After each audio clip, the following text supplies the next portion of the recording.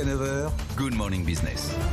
Il est 6h43 sur BFM Business et sur RMC Découverte. C'est pas une French Tech à proprement parler, c'est pour ça qu'on enlevait le jingle et que j'ai gardé quand même Anthony Morel pour l'effet waouh. Vous avez le droit d'être là, on va parler meubles en carton pliables fabriqués, ce sont des sortes d'origami. On est avec Delphine Lowe. Bonjour, vous êtes la présidente et cofondatrice de Stooli. Si vous avez Instagram, à part Anthony Morel, vous n'avez pas pu passer à côté. Non, moi, j'avais une stratégie réseaux sociaux quand même où vous êtes inondé de démonstrations et c'est vrai que c'est impressionnant ces meubles qui se déploie en carton. Vous êtes là parce que vous allez réindustrialiser. Aujourd'hui, vous fabriquez en Asie. Demain, en 2025, vous allez fabriquer en France. Tout à fait. On est la marque, ça fait 7 ans qu'on l'a créée, qu'on l'a développée, et avec toujours cette idée de vouloir réindustrialiser, fabriquer en France.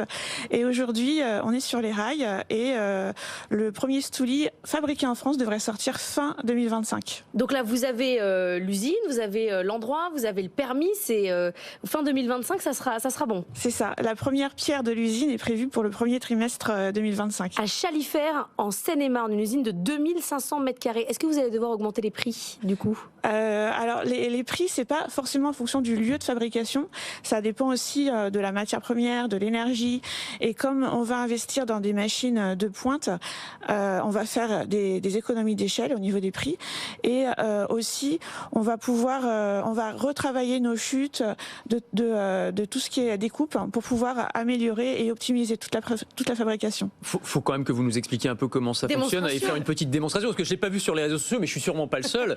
Et j'imagine que l'effet waouh, c'est quand même quand on déplie. Donc là, ce que vous nous avez apporté, on dirait un bouquin en fait, un gros livre en gros. Exactement. Donc ça, c'est le tabouret, c'est le plus petit modèle qu'on a. Donc ça se présente, ça fait 3 cm d'épaisseur quand c'est fermé. Et je vais pouvoir l'ouvrir. Comme un accordéon en fait, quoi. C'est du carton alvéolaire, ça s'aimante et voilà le tabouret. Waouh. C'est ultra léger, ça pèse 2 kg et ça supporte 300 kg. Ah oui. 300 kg. Ouais. Ouais, est-ce que c'est ça ? En fait, on se rend pas compte, mais le carton a des propriétés insoupçonnées, c'est-à-dire de solidité. Alors peut-être pas d'étanchéité, mais de solidité, d'isolation. D'ailleurs, il y a des maisons qui sont fabriquées en carton maintenant, donc on peut faire plein de choses en réalité. On peut faire plein de choses et nous, on a décidé d'en faire des meubles parce que c'est ce côté pliable qui fait que ça rend le meuble complètement compact et ça prend pas de place. Surtout quand on répond surtout à ce besoin des petits espaces. Quand on habite à un petit appartement, on a envie de recevoir et on veut pas être envahi, avoir des meubles qui prennent de la place. Donc ce concept répond aux besoins des gens qui veulent recevoir. Donc ils ouvrent, ils ont des chaises, ils ont des tables et dès que leurs amis, leurs invités sont partis, ils rangent tout, ça prend pas de place, vous voyez, ça fait 3 cm. Et combien ça coûte ? Le tabouret par exemple que vous nous avez apporté ce matin. Celui-là, il est à 68 €.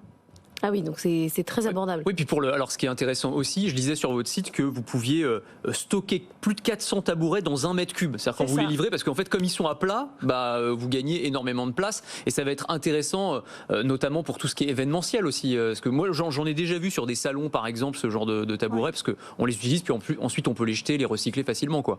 L'événementiel, c'est la moitié de notre activité. Parce qu'on a commencé par la maison, l'habitat, et puis on s'est rendu compte que pour l'événementiel, c'était les mêmes problématiques. Ce qu'on a besoin de faire, d'installer, de mettre. Et oui, au JO et les lits en carton au JO pour les athlètes, est-ce que c'est vous ? Alors les lits en carton, c'est une autre entreprise, mais nous, non pardon, je peux pas vous. Il y a un accord de confidentialité, je peux pas vous le. Mais ça existe, vous en avez des lits en carton. C'est ça. Parce qu'on les a beaucoup critiqués, c'est partie des critiques au JO. Regardez, les athlètes, ils ont des lits en carton, mais en fait, c'est pas un problème. Non, les lits en carton supportent très bien la charge. Nous, les nôtres, ils supportent 500 kilos. Ah oui. Ah oui. Non mais ça c'est... Même des haltérophiles assez costauds, il n'y a pas de problème. Non mais c'est 7 millions d'euros d'investissement pour cette usine qui finance. Est-ce que vous êtes allé ouvrir votre capital ? Comment ça marche ? On est avec nos en dette, on se finance en dette et aussi on est soutenu par la région Île-de-France et on est en cours avec des institutions comme BPI. Et est-ce que c'est une technologie qui est brevetée ou est-ce qu'on pourrait se dire bon c'est des meubles en carton, c'est facilement copiable, ou est-ce qu'il y a vraiment une technologie et une innovation qui est très compliquée finalement à répliquer?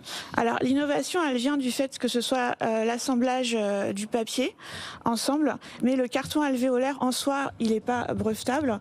Par contre, on a protégé les dessins et modèles de chacun des produits et la ligne de fabrication en France sera, elle, brevetée. Et c'est quoi votre niveau de commande aujourd'hui? C'est-à-dire qu'il y a beaucoup de demandes? Aujourd'hui, on fait 50 000, on vend 50 000 unités par an.